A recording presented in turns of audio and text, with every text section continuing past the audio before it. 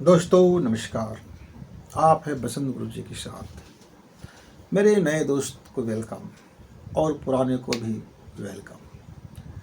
आइए, बहुत छोटी सी एक ऐसी बाधा होती है कि हम लाख कोशिश करने के बावजूद एक सुई अटक जाती है, एक नट बोल्ट ढीली पड़ जाती है और पूरा का पूरा प्लान हमारा क्रैश हो जाता है। वह क्या है?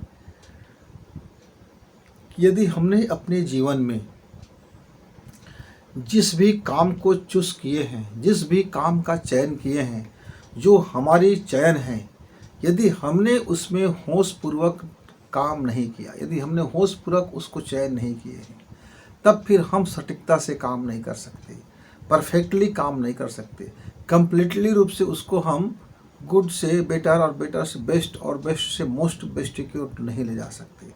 कहीं न कहीं हमारी गाड़ी रुक जाएगी। उसका कारण क्या है कि यदि हम होशपूर्वक काम करते हैं तो उसमें बराबर जोश बना रहता है, जोश का संतुलन भी बना रहता है। ऐसा नहीं है। मेरे एक मित्र ने एक व्यापार शुरू किया, बड़ी आमंत्रण बंटवाए गए और लाखों रुपए का सिर्फ इसलिए खर्चा कर दिया गया कि ओपनिंग है, सेलिब्रेशन करो। ओपनिंग का सेलिब्रेशन करने के लिए उन्होंने लाखों खर्च कर दिए और जिनको उसने सेलिब्रेशन में बुलाया वे कोई उनके व्यापार के अनुरूप ग्राहकी नहीं थे। उनमें से 10% भी उनका व्यापार के अनुरूप ग्राहकी नहीं था।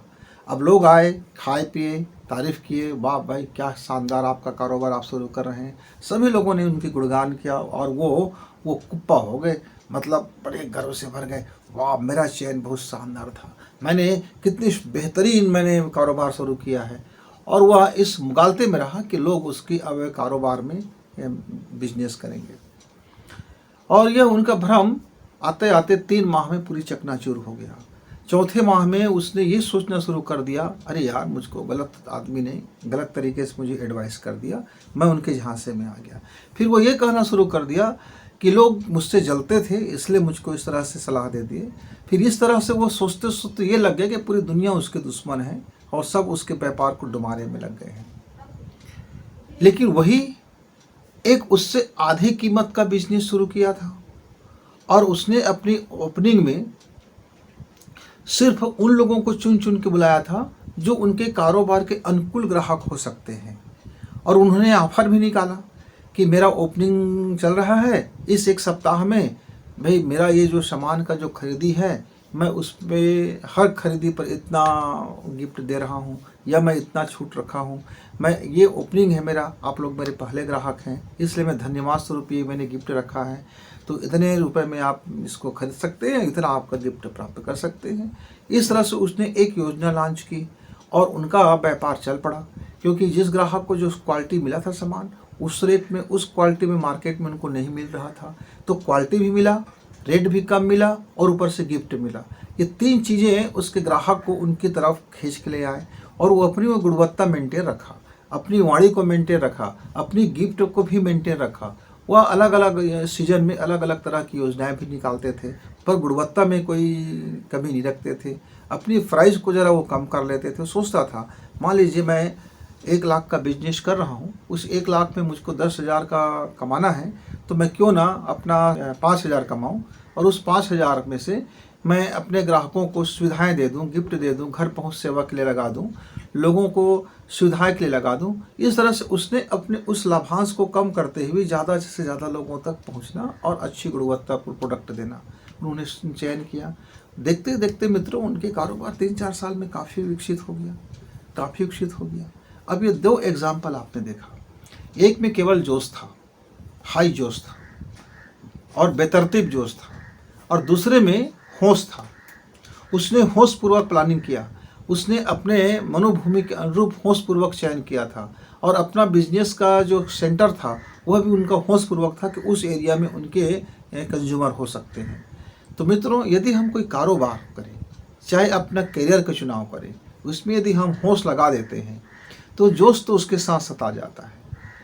अब होता क्या है, देखिए अब सुबह सुबह का टाइम है, अभी आपका नींद सही नहीं खुला है और आपको अभी के अभी तुरंत ट्रेन पकड़ना है। आप हड़बड़ी में उठोगे, कुछ का कुछ पहनोगे और दौड़ते हुए जाओगे, रास्ते में एक्सीडेंट नहीं हुआ तो आपकी खुशकिस्मत है। और जा करके ट्रेन में चढ़ते समय, अब ट्रेन चलने लगी है, अब ट्रेन चलने लगी है तो आपको जिस भी बोगी में होगा आप उसी में चढ़ जाओगे। फिर अपने सीट तक पहुंचने में आपको बहुत मशक्क़त लगेगा। हो सकता है कि आपके कुछ ज़रूरी सामान छूट जाए, ये भी हो सकता है कि आपने जो कपड़ा पहन रखा है वो नितांत कुछ भी होगा, इधर का होगा उधर का होगा, लोग हंसेंगे, जगह हंसाई करेंगे। कई बार हमारे मित्र जागने के बाद उन्हें ऐसा आँख को मलते रहते हैं, घंटों उनको अपने चेतना में आने में लग जाता है। अब यदि उस समय उसको कोई चीज़ कहा जाए कि भाई आप आज ये काम कर लो, आपके लिए बड़े फ़ायदे की बात है, और उसने लोभवश उसने अपना पैसा लगा दिया, तो स्वाभाविक है कि उसका डूबने के चांसेस ज़्यादा होगा। लेकिन वही व्यक्ति, यही बंदा यदि 3-4 घंटा फ्रेश हो गया है, अब वह अपने काम में लगा हुआ है, अब उसको कोई प्लानिंग समझाता है, यदि कोई ऑफ़र देता है कि आपका धन यहाँ लगाओगे जितना मिलेगा आपको, तो उस धन के बारे में वो बाकायदा पड़ताल करेगा, सोचेगा, समझेगा, सोच लेगा, समझेगा, 10 बार सोचेगा, 10 बार समझेगा, फिर जा करके वो कोई प्लानिंग करेगा। प्लानिंग कर लेगा तो उसमें फिर वो अपना जुट जाएगा, क्योंकि तब उसको सटीकता से पूरा करेगा। मित्र, मैं बीएससी पढ़ते तक मुझको होश नहीं था, क्या विषय का चयन करना है, क्या लाइफ जीना है, क्या करना है, क्या ये नहीं करना है, क्या वो नहीं करना है, कोई होश नहीं था। बस पढ़ाई कर रहे थे, बेहोशी में पढ़ाई कर रहे थे। किस में कितना नंबर आया, किस में क्यों पढ़ाई कर रहे हैं, विज्ञान क्यों पढ़ रहे हैं, सामाजिक ज्ञान क्यों पढ़ रहे हैं, इंग्लिश क्यों पढ़ाई कर रहे हैं, संस्कृत की पढ़ाई क्यों कर रहे हैं, हिंदी की पढ़ाई क्यों कर रहे हैं, ये बाज़ार में जा कर के कोई भी साहित्य क्यों पढ़ रहे हैं, पुस्तकालय में जा कर के उठा कर के कोई भी मैगजीन क्यों उठा के पढ़ रहे हैं, क्यों पढ़ रहे हैं, कोई होश नहीं। तो बेहोशी में किए गए हमारा जो पढ़ाई था वो मेरे लाइफ में किसी काम का नहीं आया। यद्यपि मेरा जीवन का 1/4 हिस्सा उसमें बीत गया। जब मुझको लगा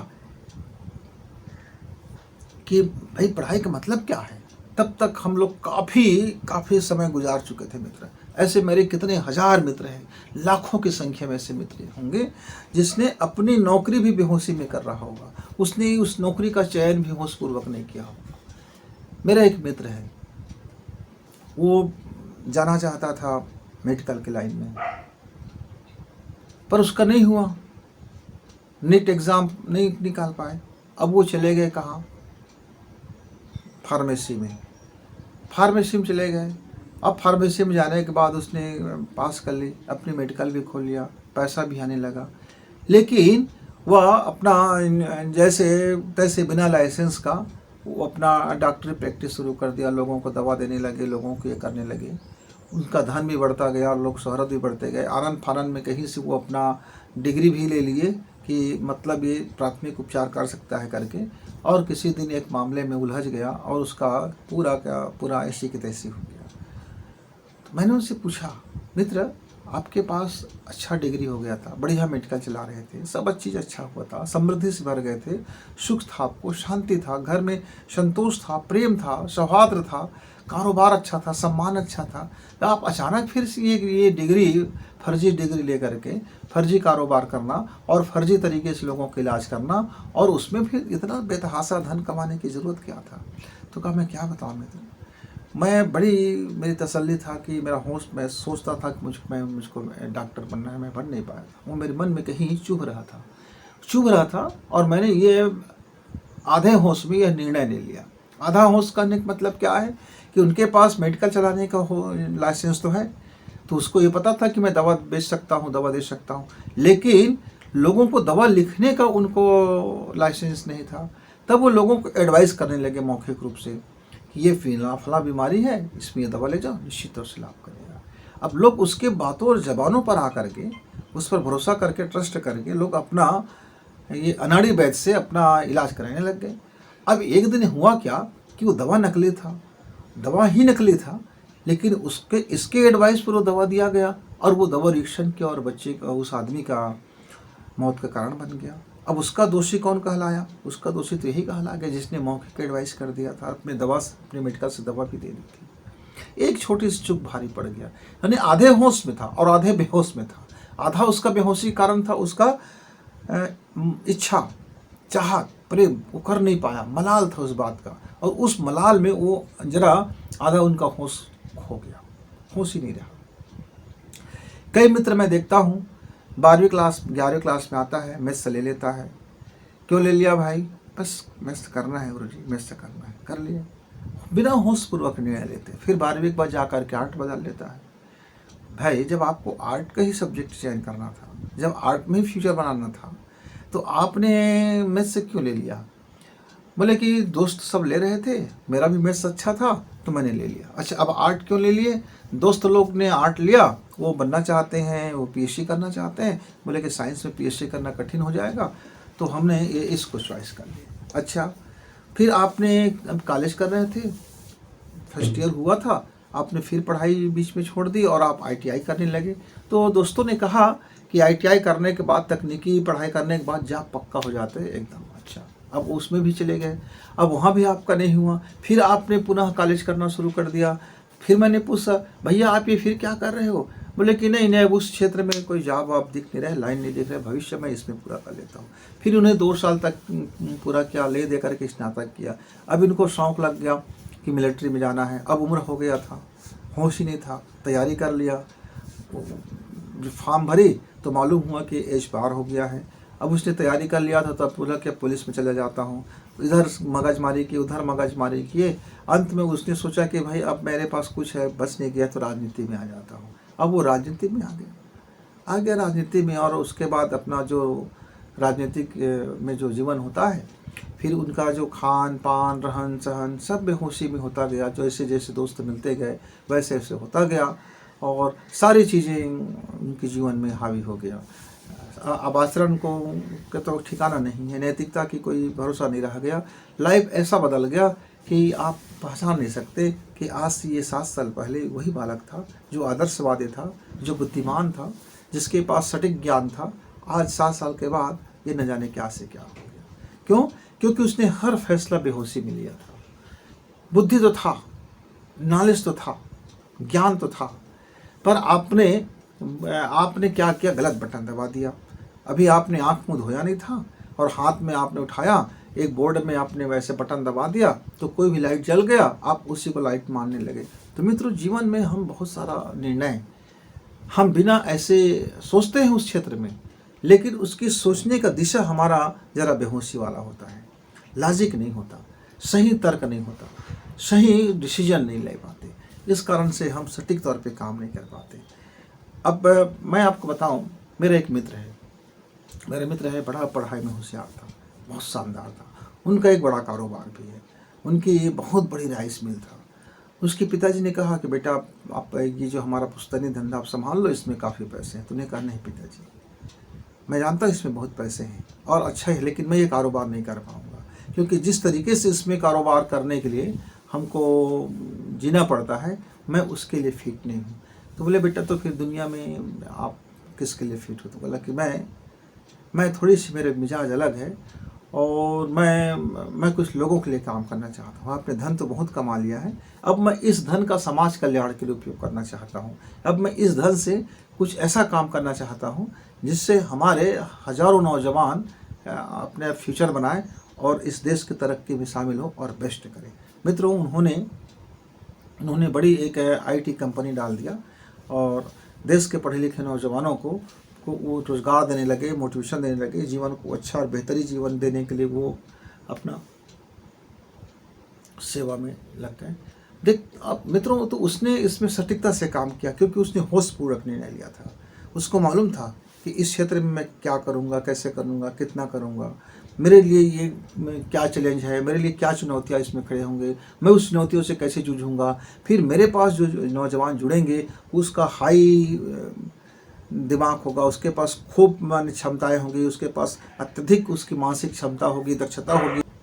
यदि हम बिना किसी पूर्वाग्रह के अपने चीज़ों को सटीकता से सोचते हैं और उसके पूरे ज्ञान पक्ष को देखते हैं और उसकी चुनौतियों को भी देखते हैं और सारा चीज़ की कैलकुलेशन करने के बाद अपनी क्षमता के भी आकलन करते हैं, अपना स्वयं की जीवन का मूल्यांकन करते हैं, अपने अवधारणा को देखते हैं, अपने दृष्टिकोण को भी देख लेते हैं, और तब जाकर के यदि हम किसी कार्य को अपने हाथ में लेते हैं सही समय पर, यदि आप ये सारी चीज़ सोचते हैं, तब आप समझ जाए कि आप होशपूर्वक सोचे हैं।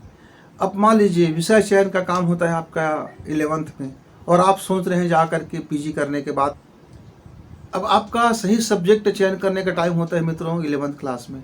अब आप पीजी करने के बाद सोच रहे हैं कि मुझको 11th क्लास में ये विषय लेना था, तब तो कोई काम का नहीं रह गया। आपने एक जॉब ज्वाइन कर लिया, अब उस जॉब में जो भी परेशानियां हैं, जो भी चुनौतियां हैं, जो भी खराबियां हैं, उस जॉब के साथ तो आएगा ही। और आप जॉब में आने के बाद सोचते हैं अरे यार ये मेरे लिए बिल्कुल सही नहीं है, मैं गलत जॉब आ गया। तब आपका सोचना सही टाइम में नहीं हुआ। आपने अपने जीवन का 2/3 लगा दिया, अब उसके बाद सोचते हैं कि मुझको ये मेरा लाइफ के लिए सही नहीं था। तो ये पछतावा वाली चीज़ें हम होशपूर्वक नहीं कर सकते। जब होश का मतलब ही होता है कि आपने सही समय पर, सही राइट टाइम पर राइट चॉइस किया था, और चॉइस करते समय आपने उसके सभी पहलुओं पर विचार किया था, उसके बाद आपने अपना काम शुरू किए थे। तो ये जब विचार करते हैं ना राइट टाइम पर, राइट चीज़ों पर, तब हम कह सकते हैं कि आपने अब होशपूर्वक आपने काम चयन किया। जब होशपूर्वक काम आप चयन कर लेते हैं, तब निश्चित तौर से आप उनके कई मार्गों की तलाश करते हैं, और जो मार्ग आपको लगता है कि मेरे लिए ये मार्ग सही है, मेरे लिए ये राजमार्ग हो सकता है, तब आप उस मार्ग पे चल करके आप अपनी मंजिल को पा सकते हैं। आप अपने सपनों को पंख लगा सकते हैं, आप आसमान में उड़ सकते हैं। फिर आपके लिए कोई खतरा नहीं होता, क्योंकि आप पहले खतरों की चुनौती के लिए आपने प्रिकॉशन ले लिया है। आपने पहले से सुरक्षा रख रखी है कि मैं ये ऐसा यदि हो जाता है तो मुझको ऐसे बचना है, ऐसे काम करना है, यहाँ बढ़ना है, ऐसे आगे होना है, और निरंतर फिर आप उस पर काम करते रहते हैं। आपकी शोध लगातार जारी होती है। आप अपनी माइंड सेट नहीं कर लेते हैं कि बस मुझको हर बार ऐसे ही करना है। हर बार आप अगला स्टेप बढ़ने से पहले अपनी मानसिकता की जांच करते हैं, अपनी कारोबार की जांच करते हैं, आप अपनी ज्ञान विज्ञान की जांच करते हैं, आप अपने एनवायरनमेंट की जांच करते हैं, और फिर उसके अनुरूप फिर प्लान तैयार करते हैं। और हर बार प्लान को चेंज नहीं करते, बल्कि प्लान में संशोधन करते हैं, और आवश्यकता पड़ने पर फिर नए सिरे से कुछ प्लान करके आगे बढ़ते हैं। तो जब ऐसा कार्य आप करने लग जाओ, तो आप समझ जाए कि आप होशपूर्वक हैं, आप जागे हुए हैं। नहीं तो आप ऐसा ही है, बेड से आप उठे हो और आपका कोई भी काम में लग गए, तो वो आपका बेहोशी पूर्वक काम है। कई मित्र हमारे सोए सोए चलना शुरू कर देते हैं, चलने लग जाते हैं। छत में यदि सुला दिया जाए तो गिर जाएगा। तो कुछ ऐसे भी होते हैं जो दूसरे के कहने पे अपना चॉइस कर लिया, तो ये वही व्यक्ति है जैसे वो नींद में है और चल रहा है, क्योंकि नींद में ही चल रहे हैं, उसे कोई होश नहीं है कि वो क्या कर रहा है। तो ज़िंदगी में यदि हमको बेहोशी पूर्वक चयन करते हैं मित्र, तो उसके परिणाम भी उस टाइप से होगा, और होशपूर्वक चयन करते हैं उसका परिणाम उस टाइप से होगा। तो मित्रों आइए, अपना काम चयन राइट टाइम में है। यदि मेरा नौजवान अभी 24 का है, 23 का है, 20 का है, 22 का है, तो 18 साल का है, 16 साल का है, तो यह उनके लिए राइट टाइम हो सकता है। अभी जो 14 साल के बच्चे हैं उनके लिए एकदम राइट टाइम है, सही तरीका है, सही जगह पर है, और सही चॉइस कर सकता है। 20 का बरस का हो गया है, वो थोड़ी सी उसके पास थोड़ा लेट तो हुआ है, लेकिन अब भी उनके पास एक अवसर है। लेकिन जो 22 का हो गया है, वो थोड़ा सा अवसर तो गंवा चुका है, लेकिन फिर भी एक अवसर उनके पास बचा है। अब जो 25 का हो गया है, अब अपनी एजुकेशन वो नहीं बदल सकता। जिस क्षेत्र में उसने अपनी महारत हासिल किया है, जिस क्षेत्र में अब उनकी कला है, और जिस क्षेत्र में उन्होंने अपनी पढ़ाई कर ली है, अब उसका चयन करें। अब वो अपने पछतावा करने से कोई मतलब नहीं होगा। अब वहाँ देखे कि वह अपने काम, कौन से काम को किस तरीके से कहाँ तक अंजाम पहुँचा सकता है, कि कौन सी करियर बना सकता है। सरकारी जॉब अच्छा होगा, प्राइवेट जॉब अच्छा होगा, कि अब उसको अपने लिए खुद का अपना कोई काम धंधा अच्छा होगा। मित्रों, इसलिए आप जो भी काम करें अपने होश लगा के करें, फिर आप उसको सटीक तरीके से पूरा कर सकते हैं। फिर मिलेंगे, तब तक गुरु जी को विदा। नमस्कार, धन्यवाद।